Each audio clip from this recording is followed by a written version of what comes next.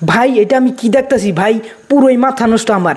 কারণ শাকিব খানের বরবাদ সিনেমা দেখার জন্য ভাই মাটিতে বসে বসে ভাই সিনেমাগুলো দেখছে। সামনে ভাই বেঞ্চ দিয়ে দিচ্ছে, বেঞ্চ ফুল হয়ে ভাই সামনে মাটিতে বসে বসে ভাই বরবাদ সিনেমাটাকে উপভোগ করছে ভাই পাবলিকরে। তো পাবলিকরে এতটাই ক্রেজ যে আমাদের সিট না পেলেও আমরা সামনে বসে বসে ভাই বরবাদ সিনেমা দেখবো, মেগাস্টার শাকিব খানকে দেখবো।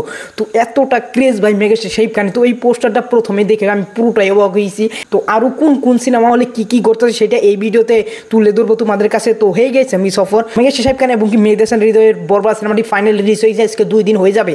তো 2 দিন হতে না হয়তো ভাই এই সিনেমাটা কালকে 12টার পরে থেকে শো চলছে। তো এখন ভাই এই সিনেমাটার সকালবেলা থেকে 9টা 10টা বাজে থেকে শো আরম্ভ হয়ে গেছে, কিন্তু ভাই সব জায়গায় হাউসফুল উতরে যখন গেছে সিঙ্গেল স্ক্রিনে তোমরা জানো যে যদি ফুলও হয়ে যায় মানুষের দাঁড়িয়ে দাঁড়িয়েও দেখলে হলে টিকিট দেয়। তো সেই অনুযায়ী ভাই টিকিটটা পাইছে, টিকিটটা পাওয়ার সাথে সাথে কী করছে ভাই, যায় দেয় একটাও সিট নেয়। তো মাটিতে বসে বসে ভাই বরবাদ সিনেমাটাকে উপভোগ করছে এবং কি মেগাস্টার শাকিব খানকে দেখার জন্য গেছে।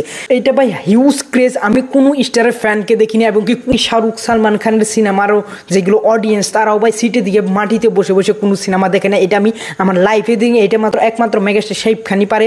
তার তুফানের বেলায়ও দেখিয়েছিল, এখন ভাই বরবাদের বেলায় দেখাতে আসে। এর সাথে সাথে বাংলা সিনেমা যারা দেখে, বাংলা সিনেমাকে যারা ভালোবাসে, তারা হল থেকে বেরিয়ে হয়ে বলছে যে তুফানকে বিট করে দিবে, তুফানকে ছাড়িয়ে যাবে, এই সিনেমাটা 100 কোটি টাকা বক্স অফিস কালেকশন করবে।